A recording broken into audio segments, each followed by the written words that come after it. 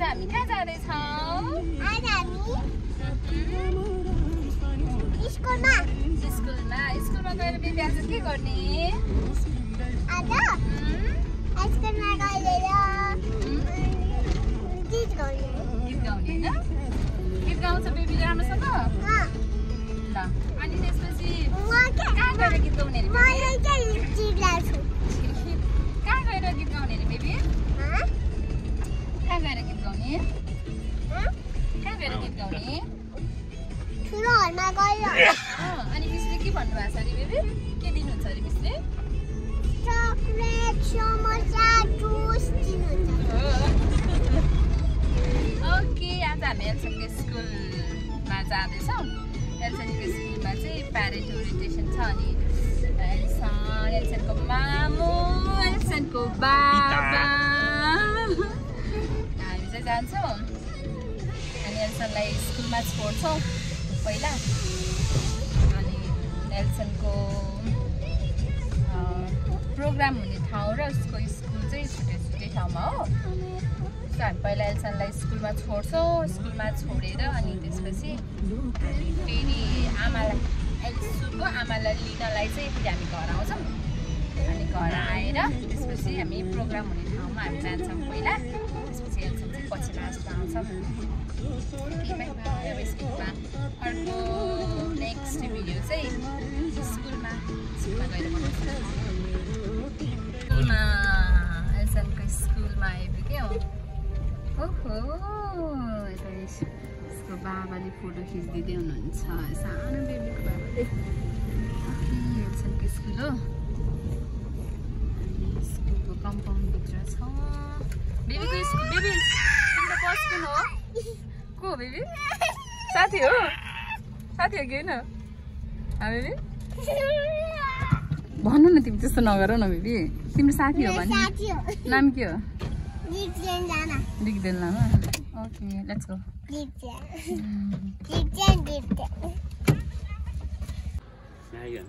By Elsa bye. मामु उता baby ठुलो हलमा हो, मिसले ल्याइदिनुहुन्छ। मामु बाबा अनि आमा चाहिँ उता ठुलो हलमा बस्छौँ ल। Okay by baby.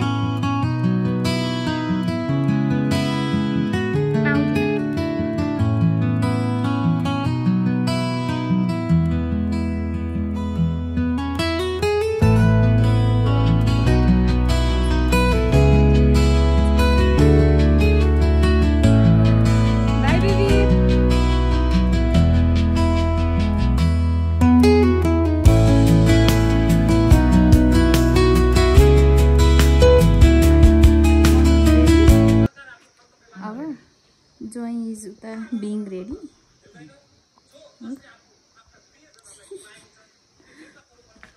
नातिको पर्फर्मेन्स हेर्न जान लाउनु भयो।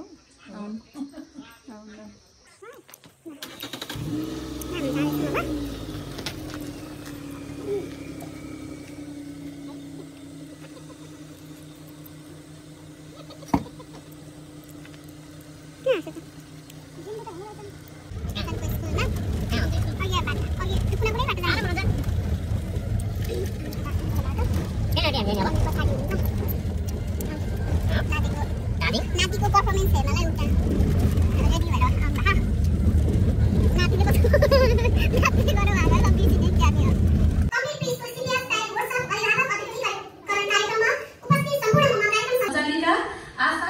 एवं सम्पूर्ण पाठशाला परिवारको तर्फबाट स्वागत गर्न चाहन्छु। स्वागतम स्वागतम सुस्वागतम।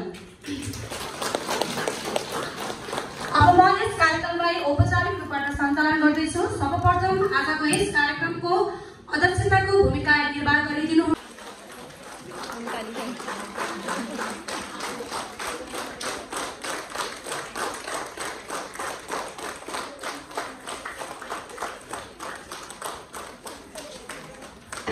पुनः आसन ग्रहण।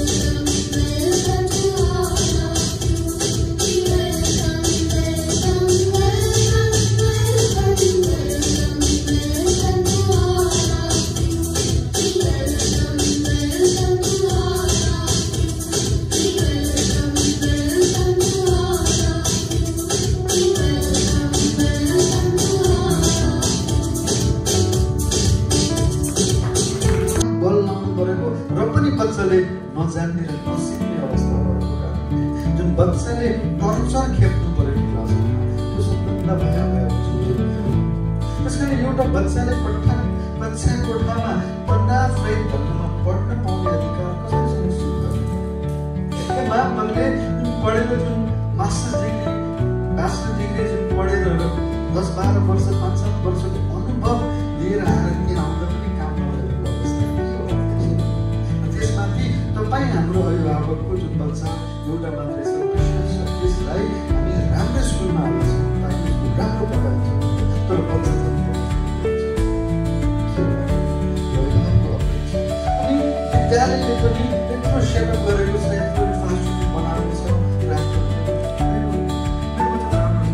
राम्रो यो कुरा यस्तो कुरा सुन्नुपर्छ। पोजिटिभ पढाइको बारेमा सोधिराख्नु, नराम्रै अक्षर लेखेर कति राम्रो लेखेको टिचरको बारेमा राम्रो कुरा, स्कुलको बारेमा राम्रो कुरा, पढाइको बारेमा राम्रो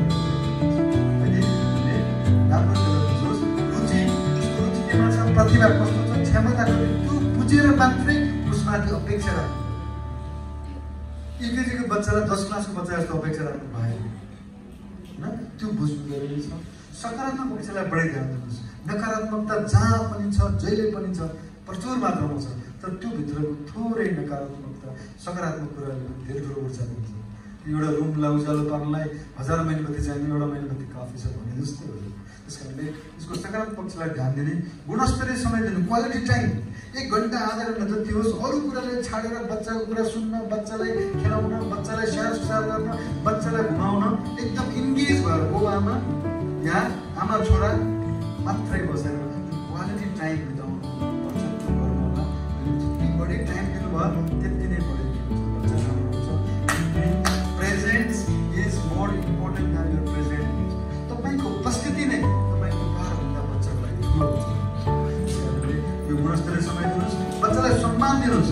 अहिले तपाईँले सम्मान गरेको बच्चाले बाहिर पनि सम्मान पाउँछ, उसको आत्मसम्मान बढ्छ। सम्मान दिएको बच्चाले मेरो रेस्पेक्ट गर्नु, तर हामीले क्लासमा पनि तपाईँ हजुर भन्न थाल्छौँ, साथीसाथीहरू पनि तपाईँ भन्ने अभिवादन गर्ने खालका कामहरू हामीले थालेका छौँ। रेस्पेक्ट दिनुहोस्, घरमै रेस्पेक्ट पाएर बाहिर रेस्पेक्ट पाउनुहुन्छ। सम्मान दिनुहोस्, सहभागी गराउनुहोस्। चाड आयो सहभागी गराउनुहोस्, घरमा रमाउनु छ सोध्नुहोस्, पर्दा हाल्नु छ सोध्नुहोस्, के खाने के लाउने सोध्नुहोस्, यस्तो गर्दा के गर्ने भन्नुहोस्। अरूले केही नभन्ला, तपाईँलाई के लाग्छ मेरो पनि कदर हुन्छ, मलाई पनि सोधिन्छ, म पनि कोही हुँ, आई एम अल्सो इम्पोर्टेन्ट भन्ने फिलिङ्स बच्चामा आउन जरुरी छ। Share your problem, share your happiness. तपाईँ दिनभरिको अफिसको कुरा सुनाउनु भयो भने उसले पनि दिनभरिको स्कुलको कुरा सुन्नुहुन्छ। आज उसले तपाईँको कुरा सुन्छ, तपाईँले आज उसको कुरा सुन्दिनु भयो भने भोलिपछि तपाईँको कुरा पनि सुन्छ र बुझ्छ। सो कुरा सुन्नुहोस् यति भन्दै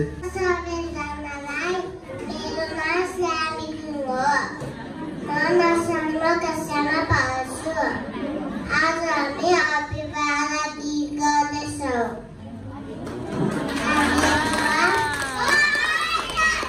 Thank you.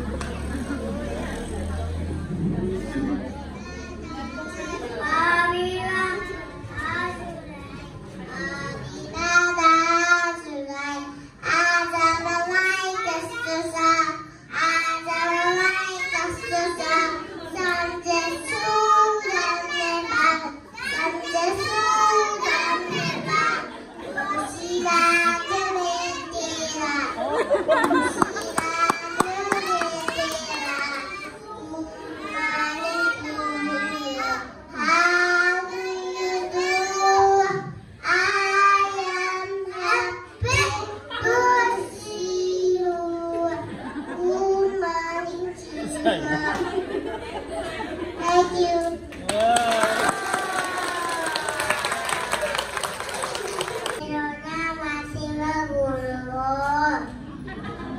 म 10वीं कक्षामा पढ्छु।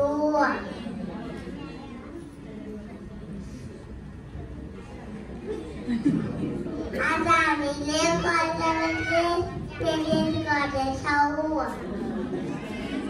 आज हामीले गुरुले लगाएका छौँ।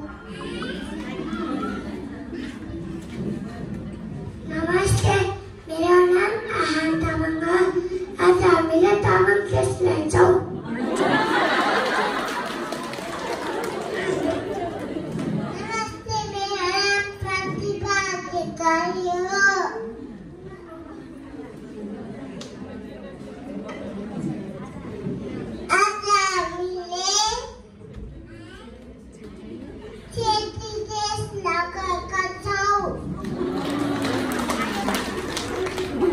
मेरा नाम आयुष श्रेष्ठ हो। आज हमने नया देश लगाया।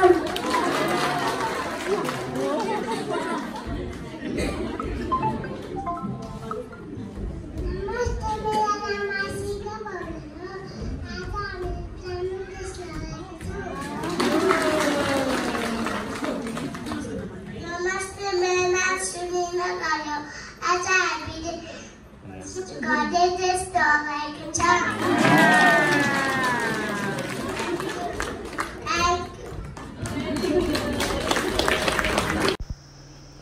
अब यो क्लिपमा चाहिँ एल्सनको पर्फर्मेन्स छ अनि उहाँ चाहिँ एल्सनको छ बिनामिस उहाँले अब एल्सन रेनुसको टिमले चाहिँ कस्तो खालको सङ लिएर आउँदै हुनुहुन्छ भनेर चाहिँ उहाँले नारेसन गर्दै हुनुहुन्छ अनि सबै बारेहरूमा चाहिँ उहाँले सुनाउँदै हुनुहुन्छ अनि अब एक एकजना गरेर चाहिँ सबै स्टुडेन्ट्सहरू आउनुहुन्छ यहाँनिर आउन थालिसक्नु भएको छ अनि अब बिस्तारै एल्सन पनि आउँछ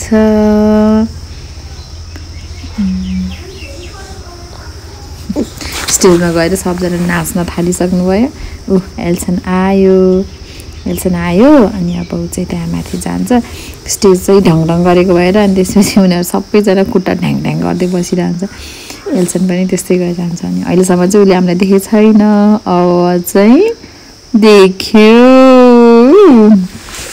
super excited भएर बसेको छ हेलो बेबी हेलो मामु भनेछ उसले चाहिँ त्यहाँ अगाडिबाट अनि मिसहरूले चाहिँ त्यहाँनिर एरेन्ज गर्दै हुनुहुन्छ उनीहरूको चाहिँ रेनी सिजन थिम सङ भएको कारणले गर्दाखेरि चाहिँ उनीहरू सबैजनाले चाहिँ रेनी सिजनमा प्राय गरिने खालको युज गरिने मटेरियल्सहरू चाहिँ त्यहाँनिर देखाइएको छ कसैले रेनकोट लगाउनु भएको छ कसैले छाता ओढ्नु भएको छ अनि कसैले फेरि गमबुट लिएर बस्नु भएको छ अनि उहाँले चाहिँ अब मिलाउँदै हुनुहुन्छ एल्सनले चाहिँ आफ्नो मिसलाई देखाइरहेछ मामु त्यहाँ हुनुहुन्छ मिस भन्दै अनि ऊ एकदम एक्साइटेड थियो अनि त्यसपछि माइक दिने बित्तिकै उसले स्टार्ट गरिहाल्छ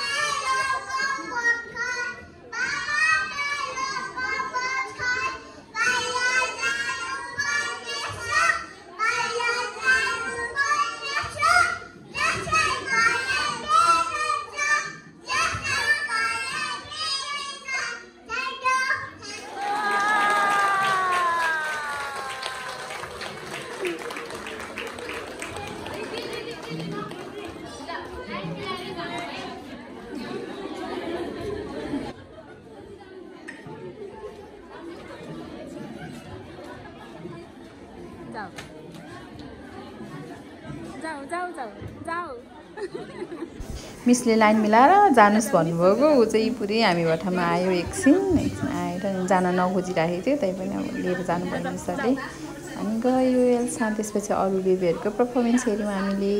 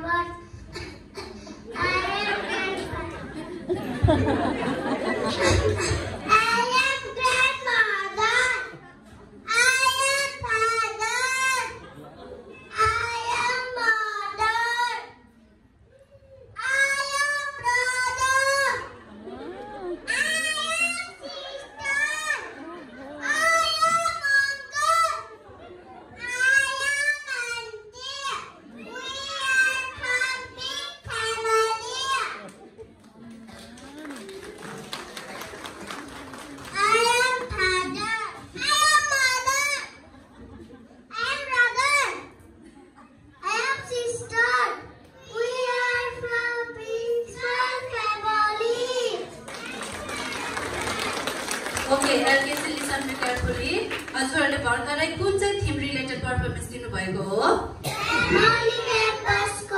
ओके, आज हजुरहरु two types of family members के बनेर आउनु भएको भन्नुस् त? ओके, हाम्रो बिग फ्यामिलीमा को मेम्बर हुनुहुन्छ होला सुपिका? Grandfather, grandmother, father, mother, brother, sister, uncle, auntie. Okay, अनि हाम्रो स्मल फ्यामिलीमा को हुनुहुन्छ पुसार? Father, mother, brother, sister. Okay, thank you everyone.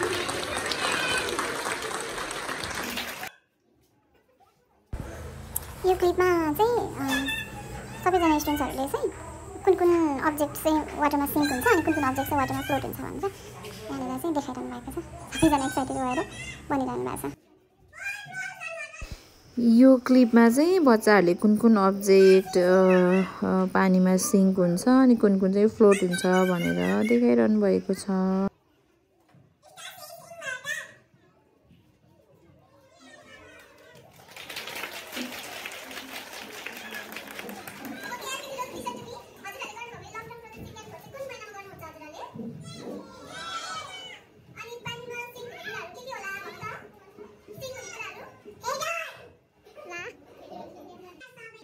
यो क्लिपमा चाहिँ स्टोरी भनिरहनु भएको छ, ड्रामा सहित स्टोरी सुनाइरहनु भएको छ। स्कुलको कक्षा युकेजी लोटसमा पढ्छु। आज हामी हजुरहरू सामु नेपाली मात्र यसमा चाहिँ उहाँहरूले स्टोरी भन्दै हुनुहुन्छ। बनेका शब्दहरूलाई समेटी कथा प्रस्तुत गर्न गइरहेका छौँ। नमस्ते सबैजनालाई, मेरो नाम नयन्सी गुरुङ हो। एकादेशमा एउटा बहिनी थिइन्। बहिनी धेरै पातली थिइन्। बहिनीको धेरै साथीहरू पनि थिए। बहिनीको राम्रो घडी पनि रहेछ। बहिनी खेल्न जाँदाखेरि साथीहरूसँग रमाउँदै ताली बजाउँदै खेल्नुहुन्थ्यो। बहिनी खेलेपछि थाकेर घर आएर चौकटीमा बसेर पानी पिउन थाल्नुभएछ। दीर्घ इकार रहेका शब्दहरू के होला त ल भन्नुस् त? पातली, साथीहरू, पानी,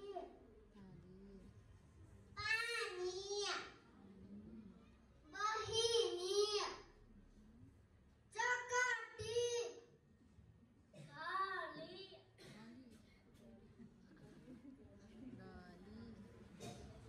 साथीहरू दीर्घ इकार पढ्दा पढ्दा घडीमा 3 पनि बजिसकेछ। अब त हाम्रो घर जाने समय पनि भइसक्यो। सबैजनाले बाई बाई।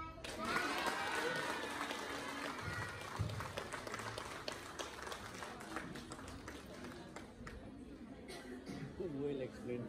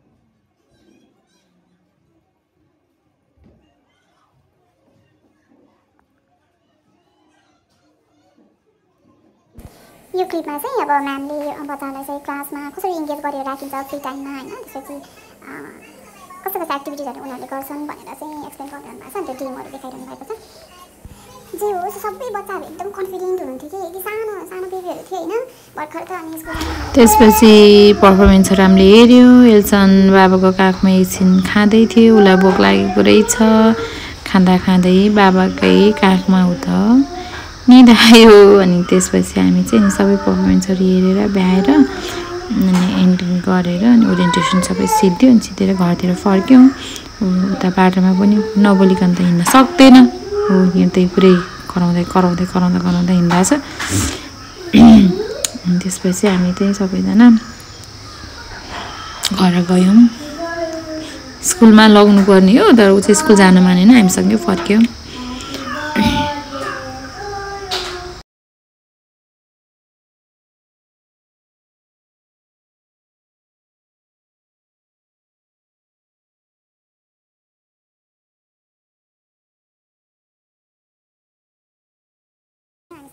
घर फर्क्यौँ अनि हामी सबैजना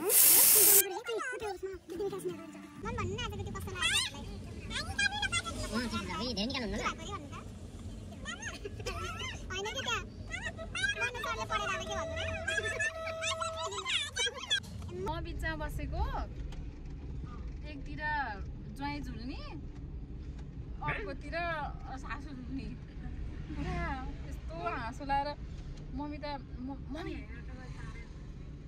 सरी मैले मम्मी भनेर भन्नु होइन एकछिन पछि ज्वाइँ पनि झुल्नु भयो ज्वाइँ पनि झुल्नु भयो ज्वाइँ पनि झुल्नु भयो सुन्छ कि ज्वाइँमा त झुम्लेको होइन त्यो पढाउने मान्छे के अरे उसको मात्रै साउन्ड सुन्ने सक्यो हामी रिटर्न ब्याक भयौँ हामी अहिले चाहिँ एल्सनको प्रोग्राम त सक्यो तर बाबाको प्रोग्राम चाहिँ अझ